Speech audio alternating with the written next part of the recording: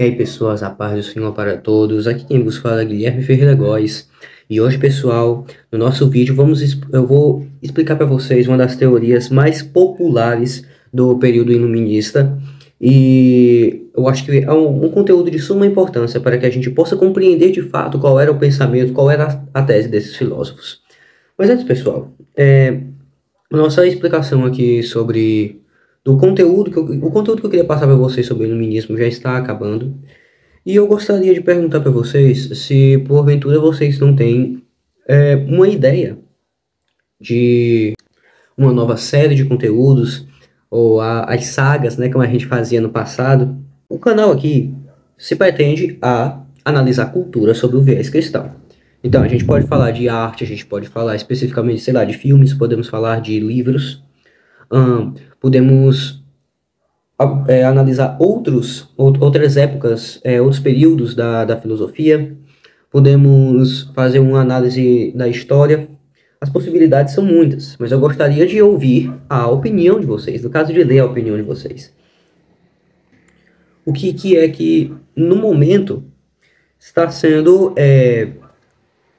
a demanda de vocês, o que é que vocês estão precisando aprender. E eu vou me esforçar ao máximo para poder ajudá-los com o melhor do meu conhecimento. Então, pessoal, sem mais enrolação, vamos entender o que seria a teoria do estado de natureza. A teoria do estado de natureza é uma tentativa de imaginar como seria a vida humana antes do surgimento das sociedades, né? Antes que o ser humano se organizasse em sociedade. Tá, beleza. Assim, basicamente é isso. E a gente tem três filósofos que são os principais expoentes dessa teoria, que são Jean-Jacques Rousseau, o John Locke, que nós já falamos aqui sobre ele no vídeo no vídeo dos liberais, o penúltimo vídeo daqui do canal. Faço referência a esse vídeo. Provavelmente ele vai estar na descrição ou nas telas finais, até em algum lugar. E o Thomas Hobbes, que também já tem vídeo sobre ele aqui no canal. Tá beleza, pessoal? Então é o seguinte, vamos compreender direito qual que era a visão deles a respeito do estado de natureza. Primeiramente vamos falar de Thomas Hobbes. Thomas Hobbes é o cara do grande Leviatã. Então, o que é que ele entendia? Ele entendia que no estado de natureza, no seu estado original mais primitivo, o ser humano era essencialmente mau. Ele é essencialmente mau, e isso a gente já explicou mais detalhadamente no vídeo anterior, no vídeo que falamos mais especificamente de Thomas Hobbes. Mas ele acreditava que o homem ele é mau por natureza, que todas as paixões do homem são inclinadas à maldade, que ele vai prejudicar o seu semelhante para tentar obter algum benefício ou simplesmente por prazer, e que isso gera uma guerra de todos contra todos. Muito similar, por exemplo, ao que acontece, por exemplo, naquelas comunidades, a gente aqui que é do Brasil, a gente sabe muito bem, em que são controladas pelo crime organizado, não é? Em que a única lei imperante ali é a lei do mais forte. O mais forte sobrevive, o mais forte subjuga o mais fraco. O negócio vira realmente uma selva. O homem se torna lobo de si próprio, como dizia Thomas Hobbes. Então, a partir desse momento, o homem iria recorrer ao que os filósofos iluministas chamavam de o contrato social, a legitimação do poder do Estado. Então, vamos entender direitinho. Naquele esquema, tá todo mundo se matando, todo mundo tentando se destruir. Então a gente precisa de um grande salvador, alguma pessoa para refrear todas essas paixões, todo esse ímpeto agressivo do ser humano, esse ímpeto indomável. Precisamos de alguma coisa para domesticá-lo. Então o que nós vamos fazer? Nós vamos recorrer a outros homens que também são maus. O negócio é louco assim. Vamos abdicar de nossa liberdade, parcial ou totalmente, entregar esse poder de controle a esses homens, a esses esclarecidos, a esses iluminados. Então eles vão dirigir o curso da humanidade, o curso da nossa civilização, sem que a gente entre em conflito. Essa era a ideia de Thomas Hobbes, e é por isso que a teoria do estado de natureza, ela vem sempre junta com a teoria também do contrato social, que esses filósofos acreditavam bastante. Era isso que eles chamavam de contrato social, a legitimação, aquilo que hoje em dia a gente entenderia talvez por o método democrático, né? Apesar de que Thomas Hobbes, apesar dele ser um contratualista, ele estava muito mais ligado no absolutismo. Ele queria uma coisa muito mais tirânica. Era esse o tipo de estado que ele idealizava. Prosseguindo, nosso próximo filósofo a ser analisado é Jean-Jacques Rousseau. Jean-Jacques Rousseau era o homem que entendia que o homem, no seu estado de natureza, ele era bom, e a sociedade o corrompia. Jean-Jacques Rousseau é muito importante, inclusive, para a formação de Karl Marx. As ideias de Jean-Jacques Rousseau posteriormente vão evoluir naquilo que hoje a gente entendemos como comunismo, naquilo que nós entendemos como socialismo. O Jean-Jacques Rousseau é muito importante para isso. Então, vamos entender direitinho o que ele falava. Primeiramente, você tem essa ideia que já entra em choque com o dogma do pecado original. Então, ele entendia que o ser humano, por natureza, ele já era bom. Ele era um ser santo, um ser puro. E uma coisa que é interessante a gente falar é que o Brasil tem uma certa relevância nessa perspectiva de Jean-Jacques Rousseau. Porque assim, se não me engano, foi na França. Se não me falha a memória, foi na França. Eu tô puxando essas coisas aqui de memória, tá, gente? Realmente, não tá anotado aqui nas minhas anotações. Deveria estar, falha minha. Mas se não me engano, foi na França. Houve uma apresentação que tinha uma aldeia indígena artificial. E os brasileiros estavam se apresentando nessa aldeia artificial para uma multidão de gente brega. E entre esse pessoal brega que gosta de ver coisas exóticas assim, que não tem nada mais importante para fazer, e vai inventar de tirar índio do seu canto para andar se expondo por um monte de burguês sem vergonha, Jean-Jacques Rousseau estava no meio. E ele ficou maravilhado com aquilo ali. Ele nunca tinha visto, na cabeça dele, nunca tinha visto uma coisa tão linda. Assim, um monte de gente nua, fazendo ali aquilo que deveria ser as atividades cotidianas. Eu não sei direito como é que foi a apresentação, mas acredito que eles devem ter feito suas danças, suas coisas ali naquela aldeia artificial. E ele ficou encantado com aquilo ali. Então ele começou a idealizar o índio. E ele acreditava que aquele seria o exemplo perfeito do que seria o homem antes do surgimento das sociedades. E os índios, a gente sabe que eles não se organizavam como uma nação. Eles eram um conjunto de tribos. Então, cada uma tinha uma etnia própria. As tribos falavam idiomas diferentes, cada uma tinha a sua língua, cada uma tinha a sua própria tradição. Então, até dá pra gente entender, de certa forma, o que Jean-Jacques Rousseau queria dizer com isso. Mas o negócio começa a ficar louco depois. Primeiro que ele dizia que os índios, eles eram, essa idealização do índio, ele entendia que o índio era um ser bom, um ser puro, que não tinha nenhuma maldade. Inclusive, ele disse aqui, peraí.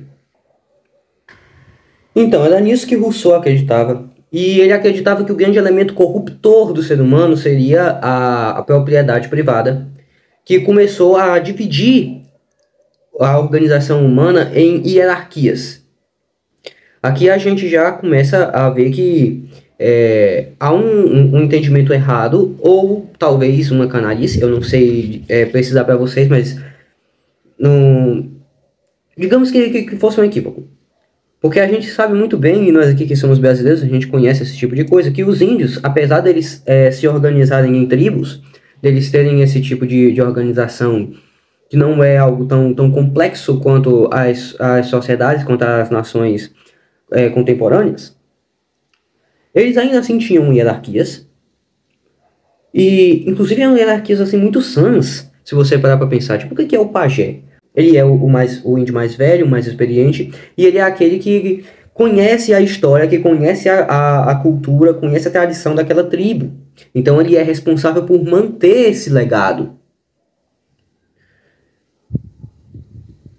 Além de que as tribos indígenas, elas viviam brigando.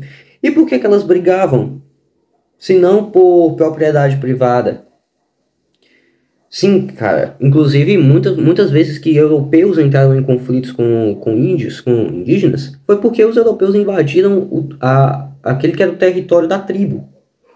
Então, esse tipo de a noção da propriedade privada e da hierarquia, ele é uma coisa que já existia nos índios e é algo que, como já bem dizia o Jordan Peterson, é uma coisa que é tão primitiva que com certeza já existia desde que o ser humano passou a existir. E nós que somos cristãos, a gente sabe muito bem disso.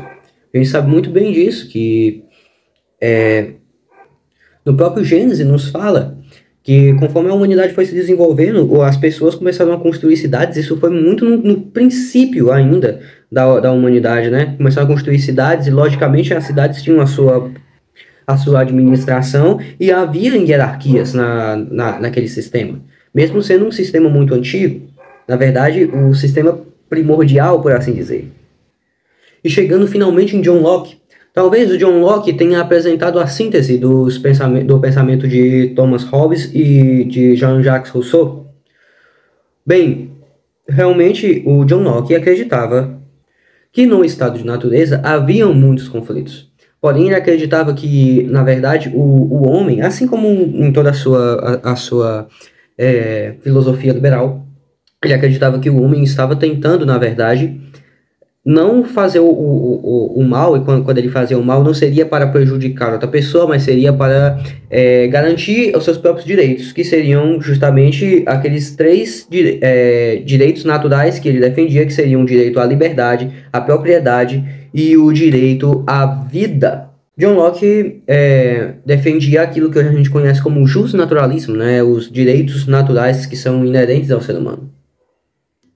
Porém, John Locke ele acreditava que, no estado de natureza, esses direitos não poderiam ser defendidos. Então, o homem recorreria ao contrato social e, assim, haveria uma entidade organizadora, o Estado, que iria garantir esses três direitos, que iria garantir o direito à vida, o direito à liberdade e o direito à propriedade.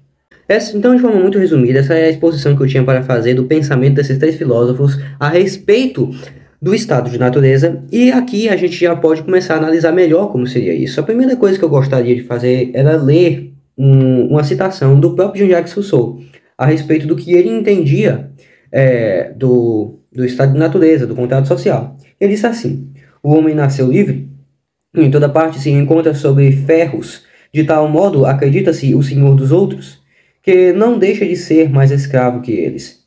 Como é feita essa mudança? Ignoro. Que é que torna legítima? Creio poder resolver essa questão. Bem, aqui ele está admitindo que ele ignora o porquê que as pessoas deveriam aderir ao contrato social. E realmente ele é o mais fraco na defesa do contrato social, realmente é John Locke, apesar dele ser defensor do contrato social, a filosofia dele é contratualista. Mas é uma coisa que já apresenta já um problemaço. Porque a linha de Thomas Hobbes e de John Locke, apesar de ser um pouco melhor explicada, ela ainda é muito fraca nesse sentido, e é algo que é muito importante para que a filosofia dele se sustente enquanto tal. Porque, segundo esses filósofos, o contrato social é o que legitima o poder. Segundo ponto, nenhum deles conseguiu comprovar a sua tese. Nenhum deles conseguiu comprovar que houve um período em que a humanidade era daquela forma. E a gente sabe muito bem que não foi assim. E um terceiro ponto que deve ser analisado é que todos esses três eles partem de um princípio de que o homem, no seu estado de natureza, os homens seriam iguais. É aquele velho igualitarismo que é exposto como um jargão da Revolução Francesa, em que a pessoa não tem hierarquia, você não tem nenhuma propriedade a mais do que os outros, e nem mesmo seus dotes naturais. Que convenhamos que é uma coisa ilógica. Se você... Imagina aqui, no seguinte caso. Se hoje todos os bens de todas as pessoas no mundo fossem confiscados e fossem amanhã redistribuído de forma totalmente igualitária para todo mundo, depois de amanhã já haveria desigualdade novamente. Sei lá, cara, um ia torar tudo com cachaça, o outro ia fazer um empreendimento, o outro talvez fosse comprar uma fazenda, um negócio assim. E as pessoas são absolutamente desiguais. A verdade é que as pessoas são desiguais. A verdade é que no estado de natureza, as pessoas elas são divididas de forma hierárquica até naturalmente. A hierarquia ela é um dado da natureza. A gente conhece isso muito bem. Assim, gente, isso é fato. Algumas pessoas têm predisposição maior a serem mais fortes fisicamente do que outras. Algumas pessoas têm predisposição a serem mais inteligentes. Algumas pessoas têm mais facilidade em decorar certas coisas do que outras pessoas. Ou algumas pessoas já têm uma inteligência artística mais desenvolvida. Um negócio que é muito roubado, né, no meio da música, que a gente conhece muito bem, nós que entendemos dessa parte da arte, que é o famosíssimo ouvido absoluto, que a pessoa, cara, aquilo ali é um dom. Aquilo ali é um dom, não é todo mundo que tem aquilo dali. Alguns até dizem que dá para desenvolver, mas usualmente você nasce com aquele negócio. É a capacidade de você conseguir discernir os sons a tal ponto que você consegue dar o nome preciso da nota que qualquer coisa tá fazendo. Assim, se o cara escutar um passarinho cantando, ele sabe quais são todas as notas que o passarinho cantou. Se ele escutar um galho rangendo, ele sabe qual é a nota que o galho rangeu. Então, assim, a hierarquia ela é um dado da natureza. A gente não pode imaginar o mundo todo como esse negócio. Eu vou usar a palavra. A gente não pode imaginar o mundo todo como esse negócio democrático, tá? A Terra é hierárquica. A Terra é hierárquica. As pessoas são absolutamente desiguais. E nesse ponto, tudo que a gente pode fazer é aceitar e lutar para nos desenvolvermos cada vez mais a fim de alcançar o nosso ápice enquanto indivíduo. Enquanto, no nosso caso, né, nós que somos cristãos, enquanto servos do Senhor, para que a gente possa usar dos nossos talentos para frutificar para Deus. Assim como, gente, a parábola dos talentos é um ótimo guia de sanidade. Porque pensa comigo, o Senhor daqueles 3 homens, que representa Deus, distribuiu talentos, né, aquele dinheiro, mas essa tradução talentos é um negócio, esse termo talentos é um negócio que é muito, fica ótimo em português, fica ótimo. O Senhor daqueles 3 homens distribuiu talentos de forma diferente. Para um ele deu 1, para o outro ele deu 2, para o outro ele deu 5. Mas ele esperava que todos eles multiplicassem aqueles talentos, que fossem produtivos com aquele negócio. Da mesma forma, Deus é para conosco. A gente tem que entender que Deus nos deu capacidades diferentes, a gente tem que entender que Deus nos deu talentos diferentes e em quantidades diferentes das demais pessoas, porém Ele espera que nós usemos todas essas coisas para o seu reino. Então é isso, pessoal. Obrigado pela atenção de todos vocês. Não esquece de curtir, de compartilhar esse vídeo, de deixar seu comentário, se inscrever no canal, ativar o sininho. Até a próxima. Tchau e amém.